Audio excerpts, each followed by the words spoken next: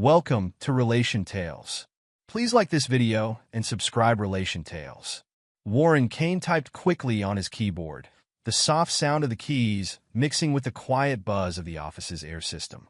The clock on his screen showed 9:47 p.m. It was another late night at the engineering firm, but the Miller project needed to be finished. He had promised the client to send the designs by morning, and Warren always kept his promises. The office had been quiet for hours. Most of his co-workers had gone home to their families. Outside his window, the Chicago skyline sparkled in the night, showing the careful work of engineering he loved. Each building was a sign of good planning, strong foundations, and attention to detail, values he believed in. Suddenly, a notification popped up on his screen. He had 3 missed calls from Callie. He had texted her earlier about working late, but she always seemed to forget or didn't want to remember. Lately, it felt like she didn't care. Warren rubbed his tired eyes, recalling their talk from that morning. Callie had asked if he was working late again, while she looked at her phone and drank her coffee. She mentioned that the gallery was having a new installation that night. "I thought maybe you'd come. The Miller project deadline moved up." He'd explained, "You know how important this client is to the firm?" She'd given him that look, the one that had been appearing more frequently lately. A mixture of disappointment and something else he couldn't quite identify. "Everything's important to the firm, Warren. When was the last time anything was important to us?" The sound of footsteps in the hallway drew his attention. Mark from accounting appeared in his doorway, coat draped over his arm, his usually cheerful face bearing an uncomfortable expression. "Warren, you're still here?" "Miller project," Warren replied, gesturing at his screen. "Those support beam calculations won't check themselves." "You heading out?" Mark shifted his weight from one foot to another, clearly wrestling with something. "Yeah, just got back from O'Malley's. Saw your wife there." Warren stopped typing. "Callie?" She had said she was working late at the gallery. "Oh." Mark looked uncomfortable, playing with the buttons on his coat. "She was with a guy who looked like a contractor. They seemed to be getting along well. I usually wouldn't say anything, but what?" Warren kept his voice calm, even though his heart was racing. Mark sighed, walked into the office, and shut the door. They were in a booth. He had his hand on her leg. She was laughing at everything he said, the kind of laughing that he trailed off, then added quietly, "I'm sorry, Warren. I thought you should know." The word friendly hung in the air like smoke. Warren's jaw tightened, but he kept his voice steady. "How long were they there?" "At least an hour. They were still there when I left." Mark ran a hand through his hair. "Listen, maybe it's nothing. Maybe it's work-related. Thanks for letting me know, Mark." Warren's tone made it clear the conversation was over.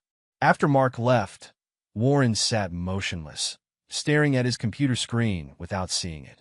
The notification showing Callie's missed calls seemed to mock him now.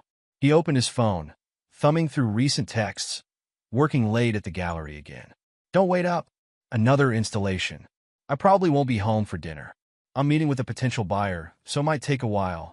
Each message felt different now, carrying more meaning than before. Warren opened their shared calendar and looked back over the past few months. A pattern appeared that looked like a sign of betrayal. There were gallery events that weren't listed on the gallery's public calendar, late meetings that matched his own late nights at work, and weekend workshops he had never heard of. His phone buzzed with a new message from Callie, who was still at the gallery. "There's a lot to do with the new installation. I miss you." Warren gripped his phone tightly until his knuckles turned white. The lie felt terrible in his stomach. He thought about the past few months and the small changes he had ignored. The new clothes, the expensive perfume, her sudden interest in fitness classes, and how she always turned her phone face down when he walked into the room. He saved his work and turned off his computer. The Miller project would have to wait. For the first time in his career, Warren Kane was going to miss a deadline. The drive home felt longer than usual, with his mind replaying every late night, every missed dinner, and every excuse from the past few months. Chicago traffic had eased up, but each red light felt like forever, giving him more time to think about the signs he had missed. "You've changed," she told him last week. "You used to be more spontaneous and passionate." "I'm the same person I've always been," he replied, feeling confused by her words. "I'm working hard to give us the life we wanted. Maybe this isn't the life I want anymore," she said. When he pulled into their driveway, Callie's car wasn't there. He checked his watch. 10:30 p.m. The gallery closed at 6. Inside their modern home, which had clean lines and simple decor, just like Callie wanted, Warren poured himself a glass of whiskey and sat in the dark. He didn't turn on the lights. He didn't need to. Instead, he started to notice things he had overlooked. A new perfume bottle on her vanity, a gym membership receipt, even though she had always disliked exercising, and a mysterious text that made her smile and turn her phone away. The house felt different now. It felt tainted by doubt, with every corner holding a memory that now seemed suspicious. The kitchen where they'd hosted dinner parties. Callie, always the perfect hostess. But had she been performing even then? The living room sofa where they'd planned their future. But had she already been planning a different one? He pulled out his phone again, opening their banking app. The transactions told their own story. Lunch charges at places she'd never mentioned. Boutique purchases on days she'd claimed to be working. A hotel charge that had been explained away as a gallery event. At midnight, headlights swept across the living room walls. A car door slammed. Keys jingled in the lock. Callie's silhouette appeared in the doorway, backlit by the porch light. Warren? She jumped when she saw him sitting there. God, you scared me. Why are you sitting in the dark? How was the gallery? His voice was quiet, controlled. Callie turned on the lights, showing off her outfit. A black dress he had never seen before, definitely not suitable for the gallery. Her makeup looked perfect, and her hair was styled like she used to do for their date nights. Oh, busy night, new installation. Funny Mark saw you at O'Malley's. The silence that followed felt heavy. Callie's hand froze on the light switch, and her shoulders tensed. When she turned to face him, her expression had changed. The surprised wife was gone, replaced by something colder and harder.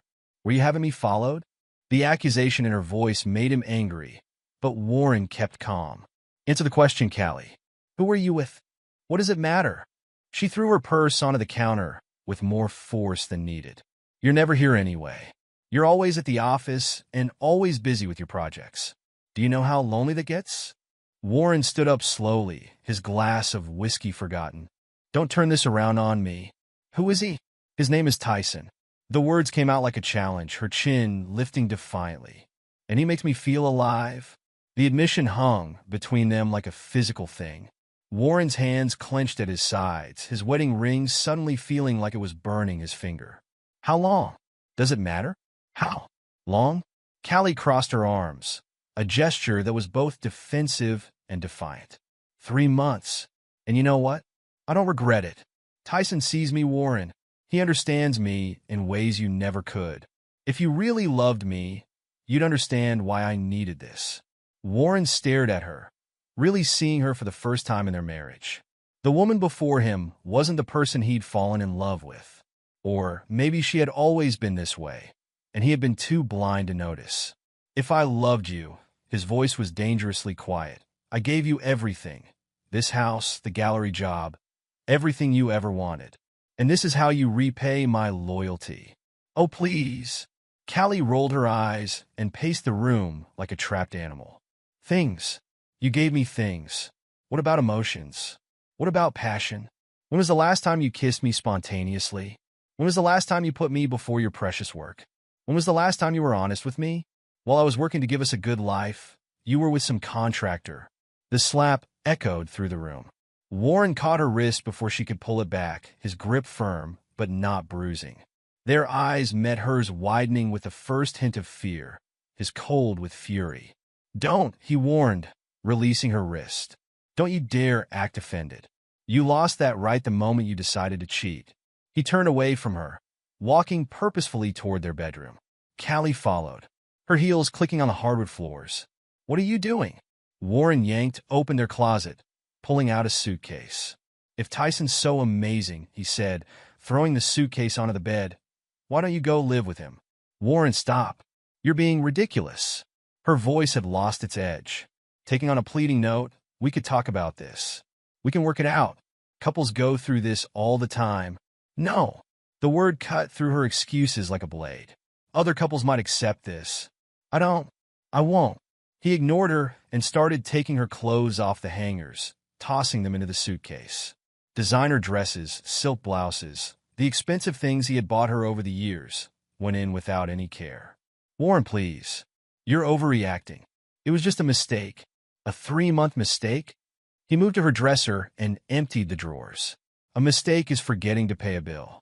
A mistake is burning dinner. But sleeping with another man for 3 months while lying to me? That's a choice. Callie grabbed his arm, trying to stop him from packing. People make bad choices, Warren.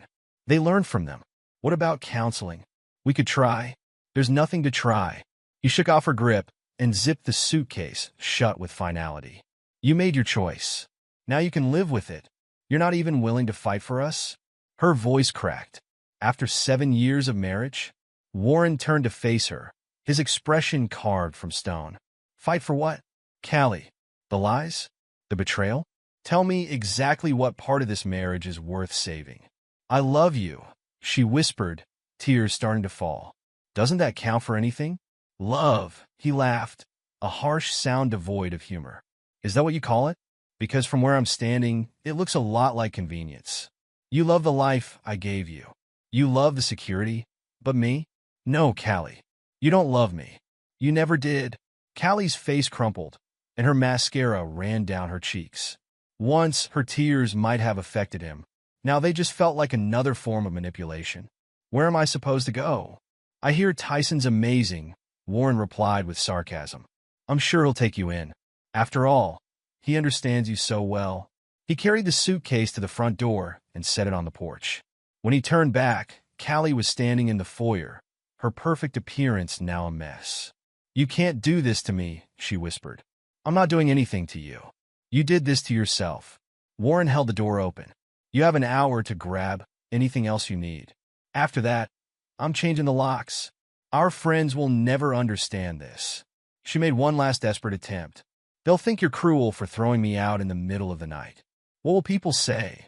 Warren's laugh was without humor. You want to bet on that? Go ahead. Tell them your version. Tell them how mean workaholic Warren forced you to seek comfort in another man's bed. See how that plays out. I'll tell them you abandoned me emotionally. She threatened, a flash of her earlier defiance returning. That you chose your work over me. That I what? Provided for you? Supported your dreams? Trusted you? Warren's voice remained steady, but his eyes blazed. Go ahead, Callie, spin whatever story you want. The truth has a way of coming out. He watched as the reality of her situation finally hit her. Her shoulders slumped, the fight draining out of her. Without another word, she gathered her purse and a few personal items, then walked past him onto the porch. Warren! She turned back one last time, her hand on the porch railing. I'm sorry. No, he said quietly. You're only sorry you got caught. The door closed with a final click, and Warren locked it. He watched Callie struggle to fit her suitcase in her car's trunk. As her taillights disappeared down the street, he pulled out his phone. First, he called a 24-hour locksmith. Then he typed a group text to their friends. Callie cheated. She's gone. If she contacts you with stories, know that she chose this. All of it. After sending it, he turned off his phone, not wanting to see the replies. In the sudden silence of the house, Warren poured another glass of whiskey and sat down to plan his next moves.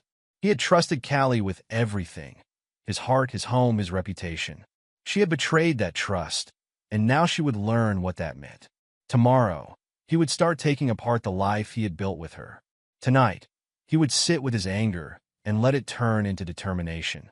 Callie thought she knew him, thought she could manipulate him with tears and accusations.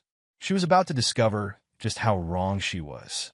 Warren Kane had built his career on precision, discipline, and an unshakable commitment to his principles. He'd approached his marriage the same way, giving it everything he had. Now that Callie had broken that contract, he would approach their separation with the same methodical attention to detail. No second chances, no forgiveness, just cold, calculated justice. The whiskey burned going down, but Warren welcomed the sensation. It was better than the hollow feeling in his chest, the space where trust used to live. He'd filled that space with anger now, and anger would serve him better than love ever had. His phone buzzed again on the table, Callie calling for the 4th time tonight. Warren watched it ring until the screen went dark. 7 years of marriage, ended by 3 months of lies.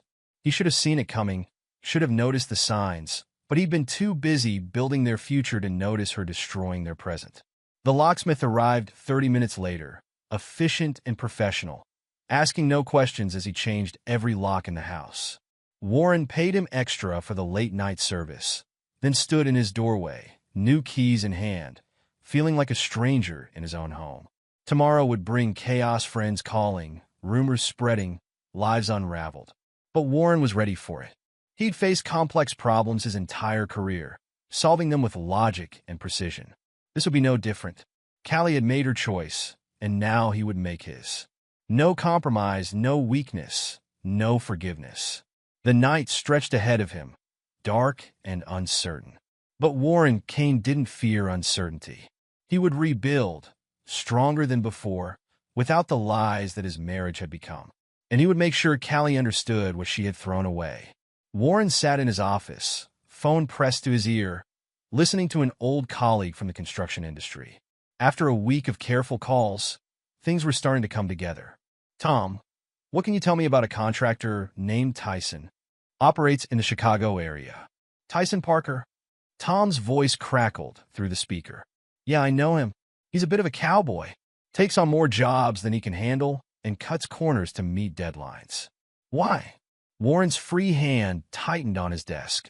"I'm hearing some concerning things about his work. Any specifics you can share? Where do I start?" Tom chuckled darkly. "Last year, he used substandard concrete on a foundation pour, had to tear it all out and redo it, cost him a fortune, but somehow he keeps landing contracts." "How?" "Charmed mostly. Guy could sell ice to Eskimos. That, and he underbids everyone else. Can't figure out how he makes the numbers work." Warren opened his laptop, fingers flying across the keyboard. "Send me whatever you have on him. Consider it a professional courtesy." "Sure thing." "But Warren," Tom paused, "this wouldn't have anything to do with those rumors about Callie, would it?" "Just doing my due diligence, Tom. You know how I feel about shoddy workmanship." After hanging up, Warren dove into research. Bank records, business filings. The contractor reviews everything publicly, but it's buried deep enough that most people wouldn't bother to look. The pattern became clear. Tyson Parker was in deep debt, juggling loans to keep his business running. A knock at his office door interrupted his research. Lila Monroe stood there, concern on her face. "I thought I might find you buried in work," she said, stepping inside. "Have you eaten today?" Warren glanced at his watch and was surprised to see it was past 2 p.m. "I've been busy ruining Tyson Parker's reputation." Lila sat across from him and placed a paper bag on his desk. "I brought sandwiches. And before you argue, you need to eat." "I don't need." "Warren Kane, I've known you since we were kids. Don't make me force-feed you." He couldn't help but smile a little. Lila had always been direct, caring, and hard to ignore. She was his first call after Callie left, showing up at his door with coffee and clear-headed advice. "How did you know about Parker?" "Please." Lila unwrapped a sandwich and pushed it toward him. "You think I haven't been keeping tabs? You get that same look you had in college before you destroyed someone in debate club." Warren took a bite of the sandwich, realizing he was actually hungry. "He's working on the Riverside Development Project, a high-profile commercial build, and he's been cutting corners for years. Using cheap materials, underpaying workers, and barely meeting code." Warren's eyes gleamed. "Those are the kinds of things respectable developers might want to know about." "Warren," Lila leaned forward. "Are you sure about this? Revenge won't make you feel better. This isn't about revenge." He met her gaze steadily. "This is about consequences." He made his choice when he decided to pursue a married woman. Now he'll face the results. Just be careful. Don't let this consume you. "I'm always careful." The next few days passed in a blur of strategic moves. Warren reached out to contacts throughout the industry, sharing concerns about Tyson's business practices. He sent anonymous tips to building inspectors about potential code violations. Each move was calculated, legal, and devastating. The effects showed quickly. The Riverside developers pulled Tyson's contract. Other clients began canceling projects. His reputation, built on charm and false promises, crumbled under scrutiny. One evening, Warren walked into O'Malley's, the bar where Callie and Tyson had shown off their affair. He needed a drink, and wanted to face this place on his own terms. He was nursing his second whiskey when a familiar voice broke through the noise. Well, if it isn't the workaholic himself. Warren turned slowly on his bar stool to see Tyson Parker standing there, clearly drunk and looking worn out. "Parker," Warren said coldly.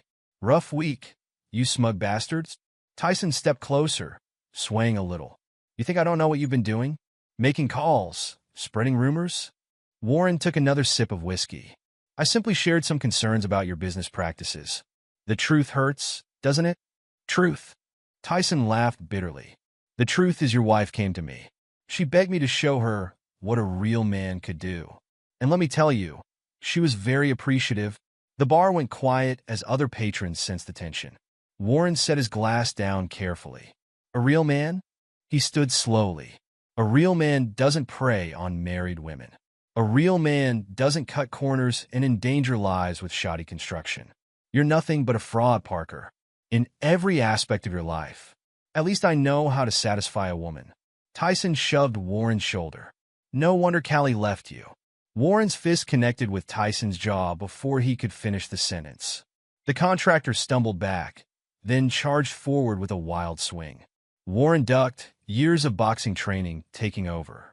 His next punch caught Tyson in the stomach, doubling him over. "Stay down," Warren warned. But Tyson lurched up, throwing another clumsy punch. Warren blocked it and delivered 3 rapid strikes: face, ribs, solar plexus. Tyson crashed into a table and slid to the floor, gasping. Warren straightened his jacket, looking down at the pathetic figure before him. "The difference between us, Parker, isn't who can throw a better punch. It's character. You have none." He turned to the bartender. "Sorry about the mess. Put any damages on my tab." Then he looked at Tyson.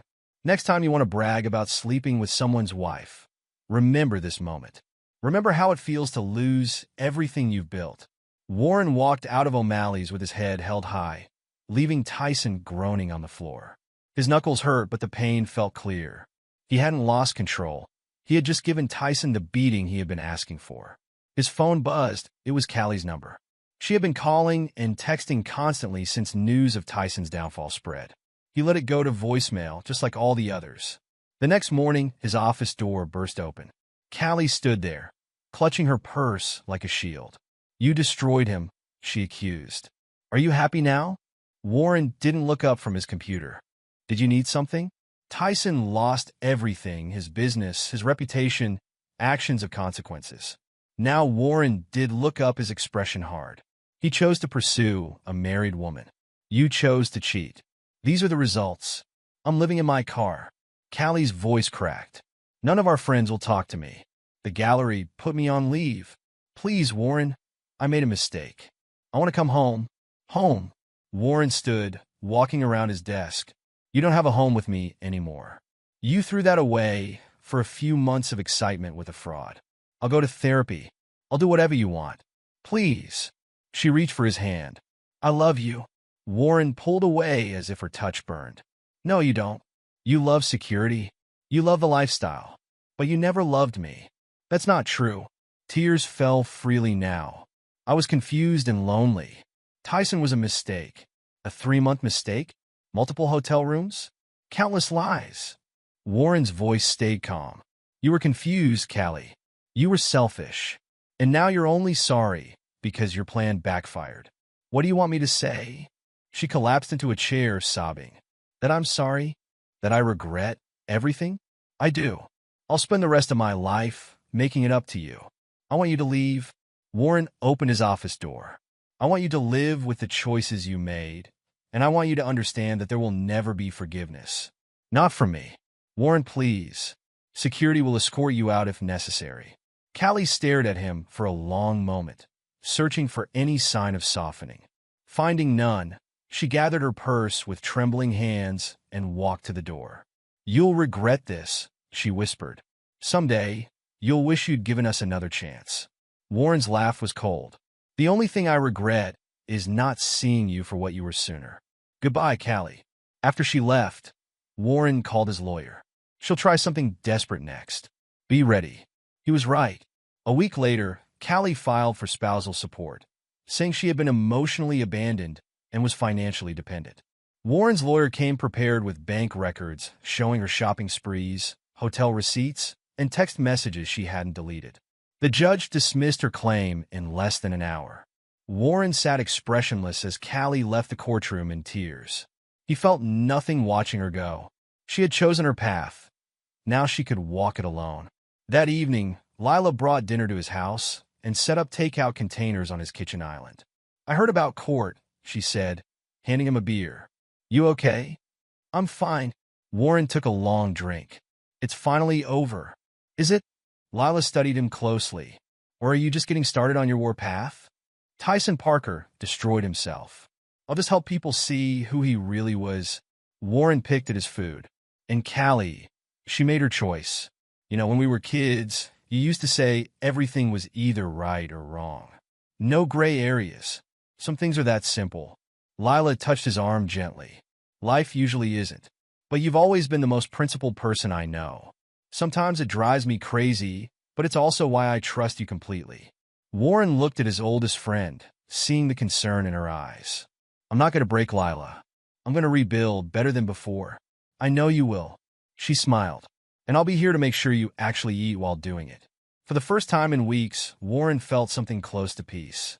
Not happiness, that would take time, but sitting here with Lila, who had always seen him clearly and accepted him anyway. He could imagine a future beyond betrayal. His phone buzzed with another text from Callie. He deleted it without reading it and then turned the phone off completely. "Thanks," he said to Lila, "for everything." She understood what he meant. She always did. The hammer struck with precision, each blow echoing through the empty house. Warren stepped back, wiping sweat from his brow as he looked at the destroyed kitchen counter. The granite that Callie had insisted on, the one she had charged to his credit card without asking, was in pieces at his feet. "Making progress?" Lila's voice came from the doorway. She stood there with 2 cups of coffee, her dark hair pulled back in a practical ponytail. Warren turned, and a slight smile crossed his usually serious face. "Slowly but surely. Though I'm starting to think I should have hired professionals." "Not a chance," Lila said as she walked across the room, carefully stepping over the debris to hand him a coffee. The morning light came through the windows, making dust particles dance in the air. Warren took a sip of the coffee. Black, no sugar, just how he liked it. Unlike Callie, Lila never tried to change his preferences. "I've been thinking about putting in a kitchen island," Warren said, gesturing to the space. "Something functional, not just for show. That would work well here." Lila ran her hand along the wall. "What about the color scheme?" "I'm thinking darker tones. Industrial meets modern." Warren sat down his coffee. "No more of that." He waved his hand dismissively. "What did she call it?" "Coastal grandmother chic," Lila supplied with a smirk. Warren actually laughed, a sound that had become rare in recent months, but was slowly returning. "That's the one." His phone buzzed in his pocket. Another text from Callie. He didn't even bother checking it anymore, then went straight to a separate folder he never opened. Lila noticed him tense up a bit. "She's still at it?" Like clockwork, Warren picked up his sledgehammer again. "But she might as well be texting a brick wall." "Speaking of walls," Lila said, tapping the one beside her, "weren't you thinking about opening this up?" Warren nodded, relieved for the change of subject. "Load-bearing, unfortunately. But I'm thinking of adding some industrial shelving here instead." They spent the next hour discussing renovation plans, with Lila offering practical suggestions that matched his vision instead of trying to change it. It felt natural and collaborative, everything his marriage to Callie hadn't been. Later that afternoon, Warren sat in his home office, reviewing project proposals for work. His reputation at the firm had only gotten stronger in recent months. His colleagues had noticed his increased focus and the way he tackled challenges with new energy. Then his office phone rang. It was Mark, his direct supervisor. "Warren, got a minute?" The Gibson project just landed the biggest contract of the quarter. Teams stretched thin, and frankly, you're the only one I trust to handle it. Warren felt a surge of professional pride. "Send me the details. I'll start reviewing tonight." "You sure? It's a heavy workload, even for you." "I work better when I'm busy," Warren replied, already pulling up his calendar. "And I've got some ideas about the structural integrity issues they mentioned in the preliminary report." "This is why you're my go-to guy, Warren. Files are on their way. After hanging up, Warren leaned back in his chair, feeling a sense of satisfaction. Where Callie had seen a workaholic, he saw dedication. Where she complained about his overly serious nature, his colleagues saw reliability and excellence. The doorbell rang, interrupting his thoughts. Warren checked his security camera feed, a habit he developed since Callie's attempts to accidentally run into him had started. It was just his contractor, Jim, arriving for their scheduled meeting about the electrical work. As they walked through the house, discussing upgrades and improvements, Jim whistled at the demolition progress. "You've been busy, Mr. Kane. Call me Warren," he said, pointing out where he wanted the new outlets installed. "And yes, it's therapeutic. Heard about what happened with your wife?" Jim said cautiously. "Small town, you know how it is." Warren's jaw tightened a little. "Ex-wife," he corrected firmly. "Right, sorry." Jim quickly changed the subject, pulling out his tablet to show some fixture options. That evening, after Jim left, Warren stood in his half-demolished kitchen, feeling a strange sense of peace in the chaos. His phone buzzed again, and this time it was Lila. "Just checking if you remembered to eat dinner," her text read. "I know how you get when you're in project mode." Warren looked at his watch, realizing he had completely lost track of time. He typed back, guilty as charged, about to order something. "I've got leftover lasagna. I could drop it by if you want something that didn't come from a delivery app." Warren considered the offer. With Callie, there had always been strings attached to such gestures. But Lila was different. She'd proven that time and again over the years. 20 minutes later, they sat at his makeshift dining setup, a folding table and chairs in what would eventually be his new dining room. So Lila said between bites, "Tell me about this Gibson project everyone at the firm is talking about." Warren found himself explaining the technical challenges with genuine enthusiasm, something he'd learned not to do with Callie, who would always cut him off with an eye roll and a boring. But Lila listened, asked intelligent questions, and even offered insights from her own experience managing complex projects in her counseling practice. "You know," she said thoughtfully, "it's good to see you like this again." "Like what?" "Passionate. Focused. The Warren I remember from before." She trailed off, not needing to complete the sentence. Warren set down his fork, considering her words. "I lost myself for a while there, didn't I?" "We all do sometimes." Lila shrugged. "The important thing is finding your way back." Their eyes met briefly across the table, and Warren felt something shift in the air between them. But neither of them pushed it. They had time, and rushing things wasn't their style. After Lila left, Warren stood in his driveway, watching her taillights disappear around the corner. The night air was cool and fresh, with the scent of autumn approaching. Inside, his house was a work in progress, just like he was, but for the first time in months, he felt truly hopeful about what he was building. On Tuesday morning, a summons arrived, tucked between his utility bill and a hardware store flyer. Warren read it twice, feeling his expression harden with each line. Callie was suing for spousal support, claiming he had abandoned her during a crisis and left her broke and homeless. He called his lawyer right away. "Don't worry," Sarah Matthews said, her voice steady and professional. "This is a desperate move, and she doesn't have a strong case. I've already started gathering the documentation." "She's got nerve, I'll give her that," Warren said coldly. "She's probably hoping you'll settle just to avoid the hassle." Warren laughed without humor. "She should know me better than that." The next few weeks were a whirlwind of preparation. Warren collected bank statements, text messages, and emails, a paper trail of Callie's dishonesty and financial irresponsibility. His friend Marcus from IT even recovered deleted emails that showed her planning meetings with Tyson during work hours at the gallery. The morning of the hearing arrived clear and crisp. Warren dressed carefully, choosing his best charcoal suit and a deep blue tie that Lila once said brought out his eyes. He wanted to look like the successful professional he was as he walked into the courthouse. For the first time in weeks, he spotted Callie. She was wearing what he recognized as her sympathy outfit, a modest dress that made her look younger and more vulnerable than she was. Their eyes met briefly across the parking lot, but when she started to walk toward him, Sarah stepped between them. "Remember," his lawyer said quietly, "no direct contact." Inside, they took their places in the small courtroom. Warren sat straight back and composed, while Callie kept shooting him, pleading looks from across the aisle. Her lawyer, a young man Warren didn't recognize, shuffled through papers nervously.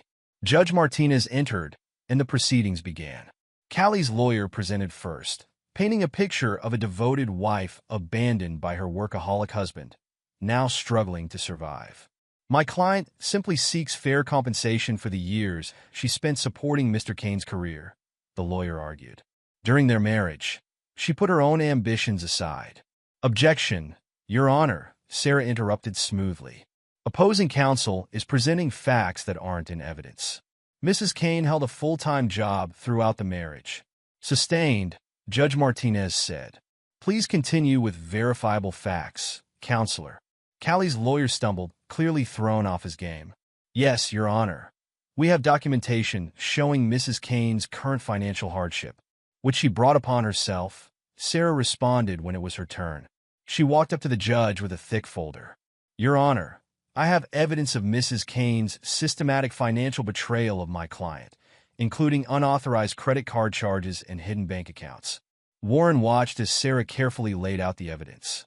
She showed bank statements from Callie's secret account where she had been taking money. There were credit card bills for expensive dinners with Tyson while Warren worked late, and hotel receipts charged to Warren's card on days Callie claimed to be working late at the gallery. Furthermore, Sarah continued, we have documentation of Mrs. Kane's affair with Mr. Tyson Brooks, including text messages where she clearly says she plans to, and I quote, take Warren for everything he's worth once she secured a relationship with Mr. Brooks. Warren kept his eyes straight ahead, but he could feel Callie's panic from across the room. Her lawyer was whispering to her frantically, likely realizing just how unprepared they were. Judge Martinez reviewed the evidence carefully, her expression growing more serious with each page. Finally, she looked up and fixed Callie with a disapproving stare. Mrs. Kane, she said sharply, this court has a very low tolerance for people who try to manipulate the system for personal gain. The evidence clearly shows that you not only betrayed the trust in your marriage, but also tried to defraud your husband financially. Callie stood up, her voice shaking. Your Honor, if I could explain. The time for explanations was before you committed adultery and financial manipulation. Judge Martinez interrupted. This claim for spousal support is denied. Furthermore, I'm ordering you to repay all unauthorized charges to Mr. Kane's accounts. Totaling, she consulted the documents, $23,847. 52. Warren finally allowed himself to look at Callie. She had collapsed back in her chair, all color drained from her face. Her carefully constructed victim narrative had crumbled, leaving her with nothing but the consequences of her own actions. Outside the courthouse, Callie made one last attempt to approach him. I know I made mistakes, but I'm desperate. I'm living in my car. Warren turned, fixing her with a look that stopped her in her tracks. You made your choices, Callie. Multiple times. You chose to cheat. You chose to steal. You chose to lie. And now you're choosing to play the victim instead of taking responsibility. I said I was sorry. She cried, tears starting to fall. What more do you want from me? Nothing, Warren replied simply. I want absolutely nothing from you. That's the point you keep missing. You threw away everything we had for a cheap thrill with a con man, and now you're facing the consequences. Your tears don't move me anymore. You're so cold, she whispered. You used to love me. I loved who I thought you were, Warren corrected her. A loyal, honest partner. But that person never existed. Did she? She was just another one of your manipulations. With a briefcase in hand, the judge said, Mrs. Kane, I suggest you step away. The order includes no contact. Callie looked between them, mascara running down her cheeks. For a moment, Warren saw her clearly, not as his wife, not as the woman he'd loved, but as she truly was a selfish, manipulative person who had never valued what they had. Goodbye, Callie, he said firmly, turning away. Her sobs followed him across the parking lot, but they didn't make him look back. He had a new life to build, and she wasn't part of it. The kitchen renovation was finally complete. Warren stood in the center of the space, admiring how the morning light played across the dark granite countertops and industrial-style fixtures. The island he'd envisioned had turned out exactly as he'd planned, functional yet elegant, with clean lines and plenty of workspace. His phone chimed with a text from Lila. Ready for the grand reveal? Warren smiled, typing back, come see for yourself. While he waited, he brewed coffee in his new premium machine, one of several upgrades he treated himself to. The rich aroma filled the kitchen, mixing with the fresh paint smell that still lingered. The doorbell rang, and Warren felt a familiar warmth spread through his chest. He opened the door to find Lila standing there, holding a bottle of champagne, and wearing that smile that always seemed to reach her eyes. Really? He asked, eyeing the champagne. Hey, finishing a renovation is worth celebrating, she said, stepping inside. She stopped short when she saw the kitchen, her eyes widening. Warren, this is incredible. He watched as she walked through the space, running her hand along the countertops, checking the fixtures and opening cabinets to see the organization system he had installed. You really thought of everything, she said, turning back to him. It's perfectly you. Is that a compliment? He asked, the corner of his mouth lifting. For me? Always. She handed him the champagne. Now, where are your glasses? Or did you organize those into oblivion too? Warren reached into a cabinet and pulled out 2 new champagne flutes, part of the fresh start he was making for himself. As he poured the champagne, Lila leaned against the island, watching him with a thoughtful look. You seem different today, she observed. Do I? Lighter, somehow. Did something happen? Warren set down the bottle and considered her words. The court order came through yesterday. Callie's request for an appeal was denied. It's really over. Lila straightened, her expression serious. How do you feel about that? Honestly, Warren handed her a glass. Free. Like I can finally close that chapter completely. They clinked glasses softly. The champagne bubbles caught the morning light, creating tiny prisms on the counter. You know, Lila said after a moment, I've been thinking about what you said last week. About starting fresh. Warren felt his heart rate pick up slightly. Oh yeah? She set down her glass, meeting his eyes directly. We've known each other forever, Warren. You're my best friend. And lately, things have felt different. He finished for her. They have. She took a deep breath. But I need you to be sure, really sure, because I can't be a rebound. Warren stepped closer to her. Lila, you've never been that. You're the one who showed me what real support and care look like. Are you sure you're ready? Instead of answering right away, Warren reached out and took her hand. It felt natural, like everything with Lila always had. I'm not the same man who married Callie, he said quietly. That guy was willing to change who he was for someone else's approval. But you've never asked me to be anything other than who I am. Lila squeezed his hand. Because who you are is pretty amazing, Warren Kane. Even if you were a bit too organized. He laughed and pulled her closer. Says the woman who color codes her client files. That's different. That's professional organization. Their laughter faded into a comfortable silence. Warren looked around his kitchen, his new kitchen in his fresh home, and felt very happy. Want to stay for breakfast? He asked. Lila smiled warmly. I thought you'd never ask. As Warren prepared their meal with Lila's help, he realized something important. This was no longer just about getting through Callie's betrayal. Second story. Later that day, while he was on his way to work, I called him and urged him to block her, explaining how it made me feel. He accused me of talking to my ex-partner, but the difference was that I had told my ex I was in a relationship and allowed my partner to access my phone.